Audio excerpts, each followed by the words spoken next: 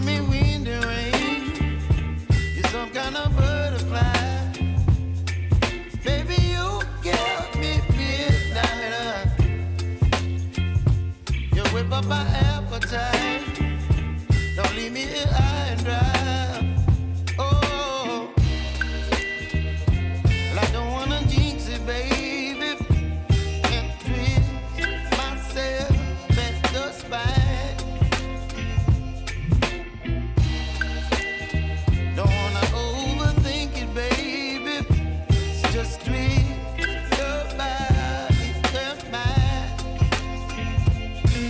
Baby, you give me ice and fire. You're giving me wind and rain. You're some kind of butterfly. Baby, you give me So for the people that still don't know you, Simon, could you tell us a little bit more about you and what makes you unique as a person?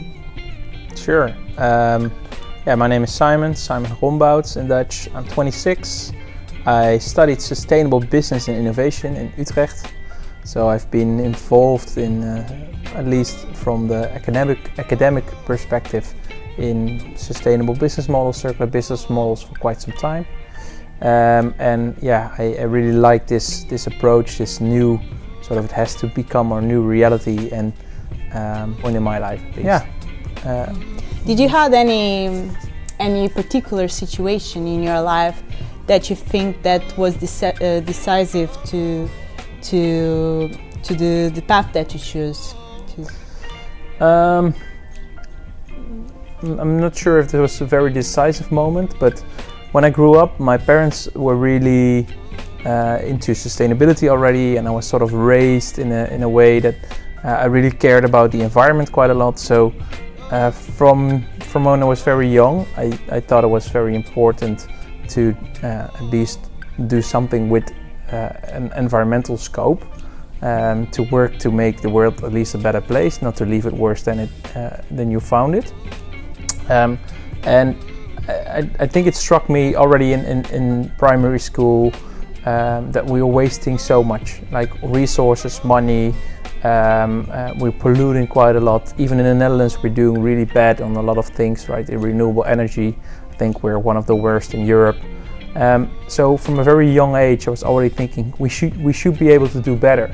We're ranking in so many lists as like top 5 countries, healthcare-wise, education-wise. How are we not able to make an impact also on sustainability? And so from a very young, I thought this is one of the directions I want to go into. I want to at least make an impact, or at least try to make an impact.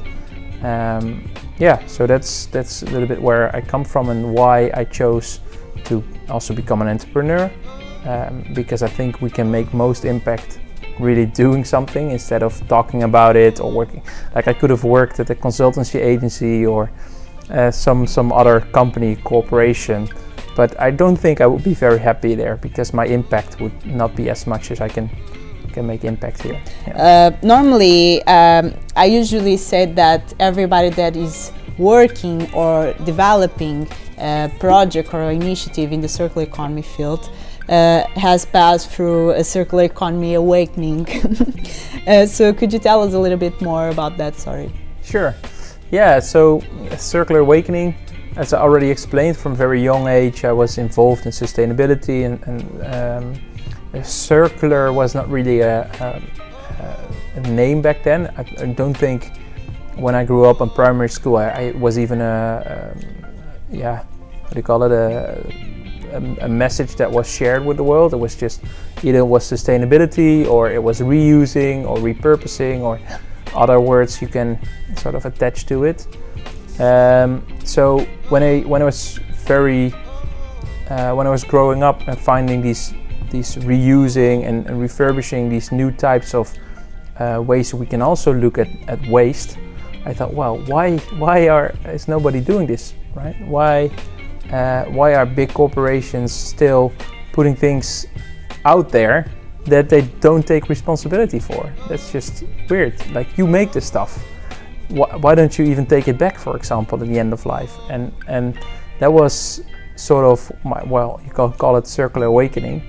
but it made a lot of sense to me to start reusing, to start remanufacturing stuff, to harvest components, to do urban mining, to close the loop in a sense, material-wise, but also social, inclusive business models, right? We've been, at least in Europe and a lot of Western countries, we've been using the world, plundering around pretty much for decades, and we can just do so much better. So. And you are the co-founder of Chainable, but you are also a specialist in product as a service. So how did you become a specialist in product as a service? Yeah, so about 2 years ago, well, it's already 3 years ago, I started with my Master's Sustainable Business and Innovation, and I already knew that the business model, product as a service or product service systems, was something I was really interested in. So I decided to do all my projects on it, read about it as much as I could, and also I found all the courses that had some of these parts of the business model in them way more interesting than other courses. So from my academic point of view, I already got used to the business model quite well, and I thought this is going to be the future, right? I want to delve deeper into this. So I also graduated on the topic. I wrote my master thesis on the topic as well. So what I did is I looked into what consumers value in a product as a service instead of buying something, and it came out to be some very interesting results.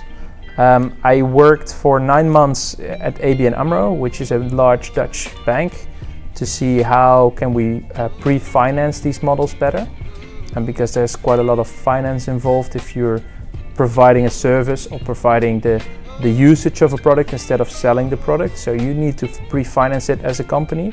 And I delved really into the financial aspect of product as a service and the business model. And then I read all about it. I learned in my master thesis about the consumer's perspective. I learned from the bank's perspective. I thought I need to learn a little bit more about the company perspective as well, so operational challenges. So I interviewed about 20 product as a service companies. I used that input also in my research, and it helped me gain a lot of more knowledge from what companies really struggle with. So with all that knowledge, in the beginning of this year, beginning of 2020, I started working for Firmhouse, which is a platform that enables other companies to launch a product as a service proposition, and they do that through software, right? So we make software that allows these companies to run these business models. And now I've known all about, payment methods, billing logic, operational challenges, logistics, also a little bit from the company side, and I started slowly knowing the business model from all these different angles. I found myself being right in the middle of the web, understanding all the aspects around the business model, and there was this one thing that I still hadn't done yet, and that was really doing it myself. So I started doing that with Chainable, and we're doing it right now here in our office. So with Chainable, we are trying to, or not even trying to, we are making a circular kitchen, and we're putting that on the market in a product as a service business model. So now I feel like from all the angles, I know the business model so well that I also feel a lot of other people come to me now to ask for advice. So I also have a small consultancy on the side to help other companies to set up their product as a service, because I know what struggles they will encounter, what operational challenges, how to get financing, how to make it easier for themselves instead of making all the mistakes that all these PaaS companies before us already made, and also that we are currently making. So that's a little bit how I came into product as a service. And maybe some of the people still don't know exactly what is the product as a services product as a service model. So could you explain us in your own words a little bit about this concept? Yeah, sure. So product as a service is one of the many circular business models, right? You have lifetime extension, you have reuse of products. There's quite a lot of ways to work with a circular business model. Yeah, so like I was saying, there's quite a lot of ways to work with circular business models. Lifecycle, lifetime extension, using circular or old materials as input.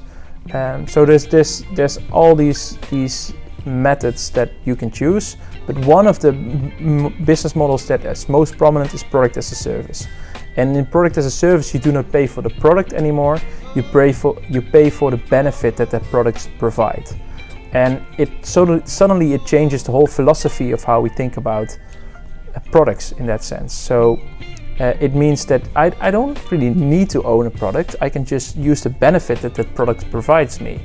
And if that product now is not my responsibility, but the responsibility of the producer, it also changes incentives for the producer to make a better product, a more efficient product, a product that is easy to repair. So when I return it, they can repair it and they can put it again on the market to also lengthen that life cycle. And it is this crucial part that changes how we produce, but also how we consume. So that's also why I like product service system as a term better, because it shows that you change demand and you change a supply side. So it's really a business model that can work for us if done right. So there's plenty of examples of product as a service companies that still don't have the sustainability angle that we need to take. So yeah, that's a big if, because not all product as a service or circular business models are per definition more sustainable. Yeah. Can you tell us a little bit more about Chainable and Chainable story, and what kind of solutions do you offer? Yeah, sure. So Chainable started, it's not my idea, so it started with one of our founders, our co-founders, Kees van Nispen, and he is actually already 73. And the beautiful thing is he had worked 50 years in the kitchen sort of market, kitchen world, so to speak. And when he retired a couple of years ago, he thought, well, actually it's kind of weird that in those 50 years I worked within an industry, nothing has changed. Yeah, we're still producing kitchens to be waste afterwards, to don't last that long. We don't build them of high enough quality so they can last a lifetime. So yeah, it really made him think that, yeah, how come that nobody really innovated in that sense in the kitchen market. So he thought, well, let's go talk to the major players in the market and see if we can put a sustainable circular kitchen on the market, another alternative to eventually change the industry. And he was like, people really like this idea, and it's brilliant, but please get back to us when you have it all figured out and all done, and then we can talk further. So eventually he left all those companies, and he was driving home, was like, well, if none of those companies are willing to take on the challenge, it has to come from an outsider, it has to come from another party to really make the industry change. So he's starting to do it himself, and started to spark an idea within him how he could make a circular kitchen work. And he sort of thought about that idea for a while, and it was at ABN AMRO, where I was interning back then, that I met Kees for the first time, explaining his idea.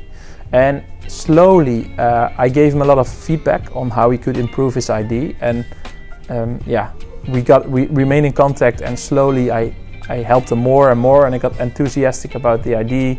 And halfway through last year, I decided to also help him fully with this idea to develop it into the business it is now.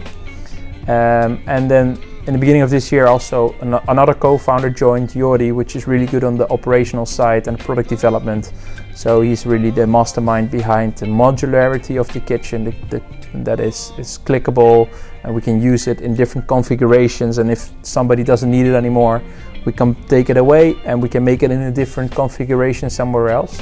So that's really where he is really strong at. And together we co-founded Chainable, in which we provide circular kitchens made out of either better materials or circular materials that last a lifetime. That's at least the idea. Not all parts will last 60 years, but some will last 20 years. But we're designing it in such a way that we can use as much value out of it after sort of the end of life is reached.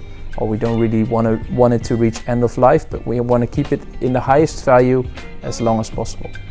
And we can achieve that by taking full responsibility of that kitchen, making it ours, to put it in the product as a service model, to have influence on the design, to really unburden the customer with preventative maintenance, with full service and maintenance during the lifetime, with changing the appliances when they break down, and also providing our subcomponents, so our key partners, people that deliver components of the kitchen to us, to ask them, well, are you willing to take these parts back again?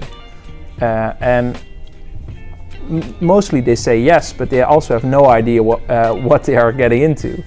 But we will provide these appliances, these countertops, these drawers, these runners, everything on the kitchen we can bring back to the original manufacturer, not for recycling. Recycling is then our last resort, but for repurposing, reusing, remanufacturing, component harvesting, and it changes the whole incentive throughout the whole chain. That's also why we call Chainable. We want to bring the whole chain, be part of this product, but also own it, right?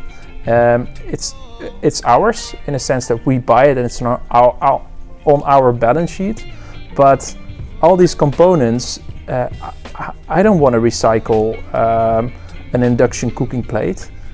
I want the manufacturer of the cooking plate to do it eventually. And I want them to design the product better, so next time I don't need to replace it after 10 years. I want to give them an incentive to make it so it lasts 15 years or 20 years. And by providing these products back, we hope to give them an incentive to make it better. And also make it economically viable for them to do so. Because now they have just no commercial interest in doing this. So with Chainable, we developed a concept which is for the end user and our clients unburdening. It's circularity, it's convenience, but it's also for the industry as a whole. It's making an impact, it's changing the industry, it's helping our key partners, our suppliers, to change their products, business models into more circular business models, which is a huge challenge, but we're willing to take it on, and we hope that it will become the standard in the near future. But what criteria do you use when you have to choose the materials to produce your kitchens? Yeah, so we like to be data-driven, but it's not always possible, because that means with data-driven, I mean we look at the environmental impact of certain products, we look at the circularity of a product, right? We can choose a product that can last a very long time, maybe even half as long as some of the products in here.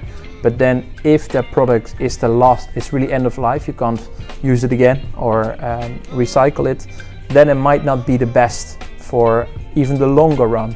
So we're talking 60 years now. Nobody ever taken responsibility for a kitchen for 60 years. I'm willing to take it on. I might already be retired by then, but the kitchen behind you should also retire way after I retired. That's a different perspective. And what about you already talked a little bit about it, but what about the design? Yeah, so design-wise, we have to take the perspective of modularity, because modularity and having different components also being used in different ways, and that if a kitchen comes back, I can make from a kitchen of 3 meters long, I can make a 180 kitchen and maybe a pantry of 120. That is sort of, modularity is the key to circularity. It helps us making stuff that we can use afterwards. So if it's now more expensive, that's fine, because we can know that we can use it in a second or third or fourth lifetime, which is also a different way of thinking. It might come up with more upfront cost now, but we also ask our clients to be in it for the long run. So what we promise now, we are willing to put that on paper, is that we can provide a kitchen way cheaper after we've done the first life cycle, because we have our resources. We bought it for the price of 20 years ago, and with resource prices increasing, this might be a very unique selling point in the future. Our kitchen is based on the frame, which makes it super stable, but also makes it that we can take it away from a wall without damaging anything, right? So, and also putting it somewhere else quite easily without any change. There's also the modularity. We can just take out some components and put it somewhere else. And this really helps making it all circular. And the design is key in that. If you don't own the design and don't have influence on the design, the product as a service business model will not work. Because we found improvements every day. We see that, you know, we can iterate, make it better. Almost every day. This morning we installed 5 kitchens, so we already wrote that we can do this better and this better, which will lengthen the life cycle, because we know when the kitchens come back, we easily disassemble it and reassemble it somewhere else. So design is crucial. I'm not a designer from my background, but I have huge respect for designers that take circularity into account. And for you, what are the main enablers? What are the main enabler conditions that could facilitate the creation of circular projects and companies with a positive impact in the world? I mean, one of the things that we like to take as Chainable is taking this longer perspective. So this long-term perspective is key in almost everything we do. If you also take a look at for example, a kitchen, and we take a lifetime of 20 years, we take a look at the total cost of ownership of a kitchen, and you see that you need to replace the countertop at least once. You need to replace the runners or the hinges at least once in those 20 years. If you have repairs of maintenance, it's quite a high cost as well. If you take all those costs together into account, the total cost of ownership is actually quite a lot. But if you then use different materials, better materials, materials that last longer, your cost over ownership, so the sort of the exploitation costs, are way lower. In that sense, that if you take a long-term perspective, it might be cheaper, and it's better. It's better for the environment. It's also better for your wallet in the future. So, we're starting this now, and we know it's going to take a very long time. It's going to take a very long time to also reach a critical mass of customers getting into our business model.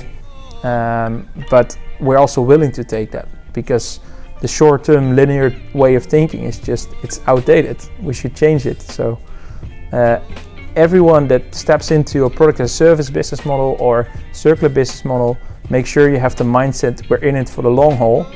And we should be, because we need to be at least 50% circular in the Netherlands in 2030, fully circular in 2050. This kitchen will already stand for 20 years. So we should already be somewhere between 50 and 100%, let's say 75%, by the time this kitchen retires, right? So long-term thinking is one of my advice to any circular company. What is the next big achievement that you want to achieve with Chainable? So hopefully we can change the industry. We're not in it to disrupt the industry and make all the other companies go bankrupt. Not at all, right? These are companies that actually there's only a couple of big players in the market, but they have always made kitchens this way, with particle board, and they glue it all together and put some screws in and just pop it somewhere else. Now, if we manage to change the industry's mindset, that will be my personal goal achieved. If we can do that by also making a decent living, that's even better. If we really manage to disrupt the industry and make this a standard, that will be amazing. Yeah. Quite possible some of the people that will watch this interview afterwards have the dream about creating their own company that could have like a positive impact in the world like you did. So what advice could you give to these people? Go for it. That's one. For me, it was also because it's always a hard step to go for a startup or to really go work and put all your life's energy, money, you name it, into one idea. But believe in it, build it, change it if you need to, pivot if the market is not responding to it very well. But at least go for it. Try it. Talk to a lot of other circular entrepreneurs. I was lucky enough that with my sort of experience within product as a service, I knew quite well what I was getting into. I know that the road to sort of being profitable, break even, is quite a long one, and I'm willing to take it. I'm willing to go for it. So any sort of soon-to-be entrepreneur, I would say, just go for it. And if you're struggling with a product as a service business model, shoot me up on LinkedIn. I hope I can help you wherever you are to at least where I can give you some advice. And then make a business model on a product and a problem that's worth solving.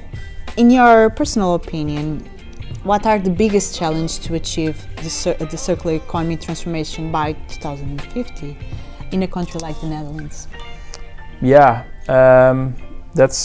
There's multiple answers to that. One of the answers would be that I think the incentives are still wrong. Virgin materials are really cheap. It's always cheaper to buy new material than it is to repair old ones. This is also due in the Netherlands because our taxation is just wrong. We tax labor quite heavily and virgin materials not enough, which makes it always the cheaper choice to go for virgin materials, new materials, and not really repair it. So I think if we really want to shift and accelerate the transition to a circular economy, that's also one thing that we need to take into account. Because what happens if labor becomes cheaper and virgin materials become more expensive? We will start using more recycled products and reuse our products better, but also repairing stuff and reusing stuff that's normally very labor intensive will suddenly be worth doing because the incentives change. So that's also a movement that is starting in the Netherlands to get these right incentives in place. And we also as Chainable signed a manifest to make them change. It's going to take a long time. There's already people working on this for 20 years already, and now it's slowly gaining traction. But it's one of those crucial elements that really would give all circular economy initiatives, businesses, such a boost, because suddenly their business is valued way more. And linear business is valued way less. Circular business should just be the standard, and the only way to achieve that is by taking these incentives and changing them.